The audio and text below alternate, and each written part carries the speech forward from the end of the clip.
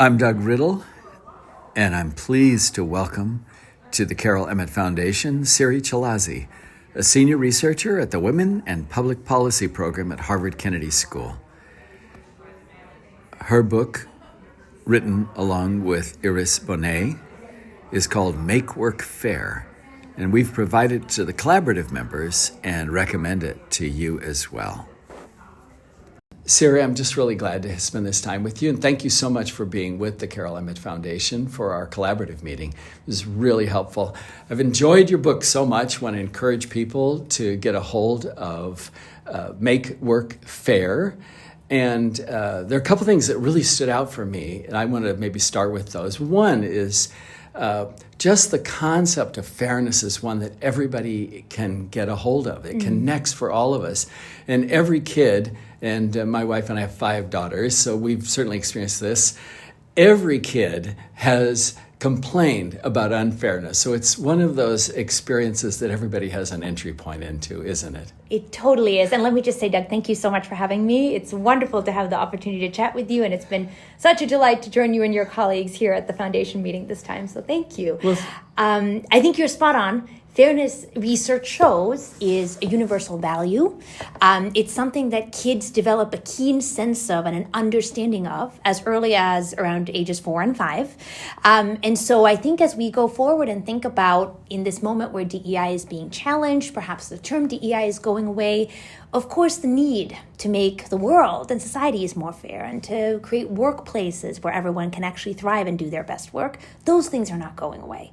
So as we go forward, how do we frame these efforts in a way that gets the broadest possible base of people and engaged and gets people to see the value in it for them?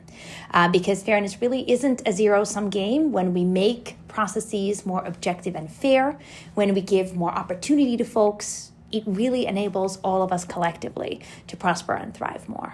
Absolutely. I enjoy that so much. One other thing, though, even as you talk about this, we kind of automatically get worried about people, how they think, you know. You talk about unbiasing processes, but one of the things that I found most helpful about the way that you and Iris think about this is the focus on behaviors as opposed to feelings and attitudes. Yeah. And we go almost immediately to feelings and attitudes and wanting to change people's minds and hearts. Yeah. But that's not a very easy thing. I think that gets people frustrated. So thinking about how behavior actually changes is really important. The second thing, of course, is moving beyond individual change, to really think about how systems affect us as individuals. And I want to ask you a few questions about that. Yeah. One of them is just my recognition that everybody's biased. I mean, everyone has a point of view. We grew up in different families and circumstances, socioeconomic. There's so many things that affect that, and that colors everything we do. So when you talk about unbiasing systems, how do you actually go about designing processes that can take into consideration the fact that we have such highly divergent points of view about what we're doing and how we should do it? This is the core insight of behavioral design, this idea that building on the understanding of how human brains work based on research in biology, neurobiology, neuroscience, and then based on our empirical research of how humans actually behave in the real world, not according to theoretical models, but actually. And that research comes from fields like psychology, organizational psychology, economics, behavioral economics.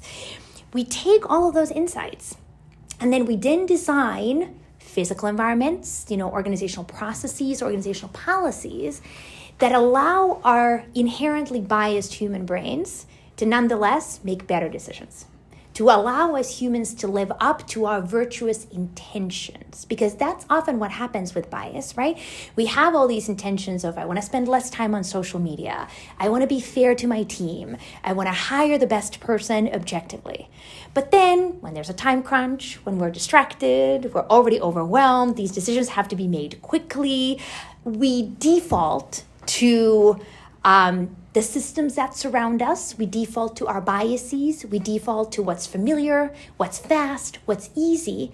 And that often falls short of those lofty intentions that we had, to be fair, to be objective. Mm-hmm. And so when we surround ourselves with systems that are smarter than we are, those systems can help to catch us in those moments and lift us back up to those virtuous intentions that we were trying to deliver on anyway. Putting curbs on the highway so we're not driving off it. Exactly. Something like that. Exactly. That's important. One of the things that you talk about is the importance of moving beyond what I think you called zero-sum thinking. The idea that the advancement of one group is always at the expense of someone else. That's right. But I wonder, because so many people, especially in organizational leadership, think in terms of the lens, what I call the lens of power. So I think one of the things that I hear over and over again is that the fear is not so much about being displaced, but about losing what they perceive, people who are actually in power, perceive as very limited power, very limited degrees of freedom to do things, that they're going to even lose that, the sense of fear about that. What do you say to folks who have this idea that, power is this discrete, containable quantity, that there's only so much of it, and if you're not in charge and telling people what to do, you're being told what to do? Carla Harris, author and former executive at Morgan Stanley, has a great quote about this, and I hope I'm going to get it exactly right. She says, your power grows the more you give it away.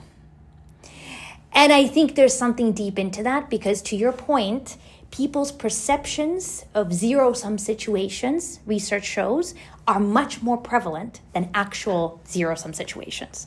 People's perception of the precarity or the scarcity of their power is much greater than the actual scarcity of power. Most people have much more influence than they even realize, but they hesitate to use it. How do we flip that mindset? That's a very interesting question, because it goes back to what you were just saying earlier, and you summarized it so well, is research really shows that attitudes are very difficult to shift. No one up until now has been able to identify a foolproof belief-shifting intervention that would work every time. It's not that people's beliefs don't change. They do, of course, as a result of our experiences and things that happen in the world, but that's organic. We haven't been able to design an intervention that we could administer at a time point that we choose to shift people's views from A to B. I think so much of, and this is where behavioral science comes in, is because it shows us that the determinants of our behavior, yes, attitudes and beliefs are a component, but the environment is the biggest component. And by environment, I mean the people that we surround ourselves with, the social environment, the norms, the expectations, the role models that we see. Seeing is believing. It's very hard to be or aspire to something that you don't even know exists in the world. It's also what gets rewarded, what gets penalized by others around you. And then, of course, it's the sort of policies and procedures that govern how you do your work or how you can behave, even the legal system. So all of those external forces shape our behavior to a very large degree, often a larger degree than what we in our heart of hearts believe. So going back to your question about how do we shift some of these mindsets among people in power, it's probably going to take a combination of all of those. We need to have some people in power who start behaving differently. People like Carla Harris, who are spreading their power and giving it away, being very vocal about that, being a role model for that. And then as more people start to emulate her, the norms around how leaders should exercise their power and view it start to slowly shift. Excellent. I appreciate that. One of the circumstances we're dealing with right now under the current political and social environment is real constraints on what we've been talking about in terms of diversity, equity, and inclusion, and the language that we can use. And some very practical things have happened, which is that many of our healthcare organizations are now facing constraints on what kinds of data they can collect and analyze. Yeah. And particularly those that seem to separate out demographic groups is very difficult. One of the things that your book makes clear is that to the extent that we can get real data, we're much more likely to make good decisions and to create processes that in fact are fair for everyone. Yeah. What do you say to an organization who is facing these constraints, but really wants to create processes that in fact increase the sense of fairness within their organization? So I think of data as being essential the same way diagnosis is essential for a doctor. If you're a doctor and a patient comes into your office, you don't just start handing pills out at random. You first have to collect the data on this patient's symptoms, family history. You have to run tests in order to understand what actually is ailing them before you can prescribe the medicine that's most likely to be effective. So imagine if you took that ability away from the doctor and said, you can't ask any questions, you can't run any tests, you just have to prescribe whatever you think is successful. Outcomes would really go down. So as a scientist, I do have to emphasize the critical importance of using data. And by the way, we couldn't run our businesses without data either.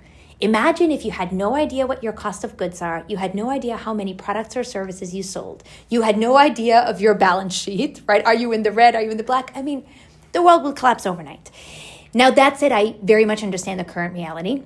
And I think the hopeful message here is that while being able to use data to tailor your solutions and to attack the right problems is critical, even in the absence of that customized data, we have so much evidence on what generally are practices that work, what generally are things that most organizations should be doing, no matter what their particular circumstances are. And then I would start with those. So just as 2 examples, the more structure you can add to any process, the more likely you are to be objective. So if you're hiring, ask all candidates that you're interviewing the same questions so that you can compare their answers in an apples-to-apples fashion. If you're having people write performance reviews, give them an approximate word limit so that people are writing, if I'm a manager and I have 5 direct reports, they're all getting roughly the same amount of feedback. Those are simple examples of adding structure to a process that will make the process better, even if we can't track data on what the specific issues are. The other intervention that works really well is transparency and reducing ambiguity. So the more information we can give people about, how do promotions work? How do you position yourself for a role of increasing visibility? Or where do you stand against your peers? Are you on track to be promoted in the next 6 months or 2 years or not ever? The more we can just make organizational processes and their own standing more transparent for people, the more we level the playing field and make our workplaces more fair. And those are things that we can start doing right now, even if we don't have additional data on hand. It seems to me that part of what related to this, the focus on data, is this concept that you've used as one avenue called proportionality. And I was really struck by this as you think about how processes in an organization, even within one organization, seems like that might be something that could be very helpful in thinking about advancement, thinking about the populations you serve, population health, this kind of thing. Can you say a little bit more about how that works and how, in fact, how you might apply the idea of proportionality as you're looking at sequences of activities in the organization? Yeah, this concept of proportionality came to my collaborators, Iris Bohnet and Oliver Hauser and I, several years ago when we were working with a large multinational firm who wanted to increase women's representation in the most senior levels of leadership. And in fact, this is a common issue in many organizations, is at the more junior levels, the entry levels, we're actually fairly representative of the broader world by gender, by race, by geography, by many other metrics. The part that many organizations are still struggling with is the mid to senior level. So it's no longer a question of the pipeline or the pool, because you have the pool in-house already. Let's say you're 50-50 by gender at the entry level. You can't argue that you don't have women candidates to promote. So that was the genesis of this idea for proportionality, which quite simply was a guideline to organizations to suggest that as you're thinking about promotions, let's say you have 50-50 at the entry levels, but only 40% of your managers today are women. One way you could apply proportionality is to say, well, we're promoting from a pool that's 50% women. So our aspiration is for at least 50% of the people promoted to manager to also be women. And if we do that, over time, the proportion of women at the managerial ranks will rise from 40 to 50. And if you apply the same principle through all the levels in your organization, you're eventually going to be able to pull through the greater diversity that exists at the bottom of the pyramid all the way to the top. And we can, of course, apply this concept of proportionality even more broadly to, say, hiring. If you map out the market availability of different kind of talent, if you're looking for software engineers in a particular geographic region, okay, so who is getting the software engineering degrees or the other feeder degrees that we require, and therefore who is in our pool? And how could we make our hiring proportional to that pool? Right. And I think there are direct, and I'm sure you've looked at this as well, direct connections between this idea and the care of patient populations. Absolutely. Very often our academic medical centers, for example, are in urban settings where they have very diverse populations with respect to national origin, ethnicity, a lot of culture, a lot of things. And we know that it makes a difference to see folks caring for you who share some of those characteristics. So it seems like that would be a good rough guide for organizations. That's a great example of how to apply proportionality. Is one goal or aspiration that you might have is to have your workforce and the people who are on the front lines taking care of patients be reflective of the composition of the community. Wonderful. One of the points that you make toward the end of your book, which I think is really valuable, because of something you said earlier too, our assumption that we have less power than we do, less influence, is you make the case that individuals really at any level, even entry-level people, can have an influence on making work more fair. Yeah. Can you say a little bit about how that works, and do you have some ideas about how a person who may feel somewhat powerless, frankly, what they might look around to see that could help them be more effective in this way? Making work fair at its heart is all about doing the things that you're already doing, your work, but a little bit better, in ways that are a little bit more fair and objective. And I think that's the first important point, because you don't have to have a lot of power. You don't have to have a lot of extra time. You don't need to sign up for a new task force or take on a new role or attend another event or training. You can just keep doing what you're already doing, but find small opportunities to tweak your ways of working to make them better. So maybe if you're a physician on the front lines treating patients, one of the things that you might start to track is data about how much time you spend with patients. And are there differences based on, patients who are more like you give more time to? Or looking at the work team, the care team that you're surrounded with. How do people interact?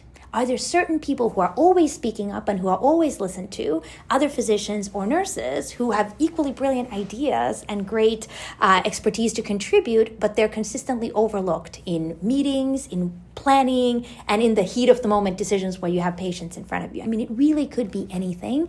But that's always my advice when people say, well, what can I do? I say, look at how you're spending your time right now. No need to change anything. And think of one thing that you could maybe start tracking data on, or one little way of working that you could tweak a little bit. Maybe in meetings, you speak last if you're the convener of the meeting, and you instead turn over the floor to all the other participants in the meeting to speak first. That could be an example of a very small tweak to a way of working. And then see what happens, and keep trying those little experiments every day. Brilliant, brilliant. We've been remarking as we got to listen to you earlier today on the level of energy that you bring to this, and I think about... So do you and all the attendees, I have to say. Well, I have to think, though, you're doing this speaking all the time, you're out supervising your own experiments, designing things, just endless kinds of things. What are some of the ways that you ensure that you have the energy to lead this kind of effort? This is a key question for all senior leaders, frankly, we know there's a huge connection between your physical and mental health and your capacity for leadership. How does that work for you? For me, the biggest piece is I feel blessed to be doing something that is genuinely my life's passion. And so I joke, it's a bad joke, but I say I would be doing this work even if no one paid me. That's how much I care about it. Don't let the word get out. Exactly. So that's something that sustains me even when the going gets a little hard in the world. I think the other important piece is you have to take care of yourself. For me, that looks like, the academic work is more cerebral. It's sadly a lot of sitting in a chair, typing in front of a computer, sitting in meetings. So I do have another career as well, which is one as a fitness instructor, an educator, and presenter. And so that keeps me very active, and that nurtures the physical part, that can often get overlooked in academic work. So whether it's a second career or just a cherished hobby, I think it's important to balance those different aspects of your life: mental, physical, emotional, cerebral, creative. Find ways to be a well-rounded human. That's what we used to call it when I was growing up, a well-rounded human. Oh, that's wonderful. And I understand that art is important to you as well. I happened to run across, and just getting ready for our time together, a feature. You and your husband were featured at the Museum of Fine Arts in Boston as a part of the supportive community with that. And you had some nice things to say about that. And it sounds like that wholeness seems to be really important as we think about our ability to make a difference and to sustain this kind of an effort. Is that true? Would you say that too? I really think so. And there's interesting new research emerging too that shows us that when we are engaged in different types of activities that activate different parts of our brain, there's almost a spillover effect where you think, oh, I'm taking a break from looking at these spreadsheets and cooking or going for a run or going to look at art in a museum, and it seems totally unconnected. But actually, when you then return to your spreadsheet, you now have new ideas, you're seeing new connections, you're analyzing things in different ways than you were before because you got out of your rut. You're kind of able to use more of your brain capacity. So I do think both in how we spend our time, but even in how we approach problems. One of the great joys of working in academia is we're constantly working in teams and on interdisciplinary teams. So I might be a behavioral scientist working with a psychologist and a PhD student who are coming from different disciplines, and they are just looking at problems from a different vantage point. And that's enriching for all of us. We're all learning, but we're also generating better solutions and better ideas because of that cognitive diversity. So true. Brilliant. Siri Chilazi, thank you so much for spending this time with us. Thank you, Doug. And I really do recommend your book. I enjoyed it very much. I read both the book and our dear friend Gail Capozzalo's summary of it. I thought she did a fabulous job of that as well. Thank you. This is Doug Riddle, and I've been speaking with Siri Chilazi of the Women in Public Policy program at Harvard Kennedy School. Her book, Make Work Fair, was written along with Iris Bohnet and is highly recommended by the Carol Emmott Collaborative.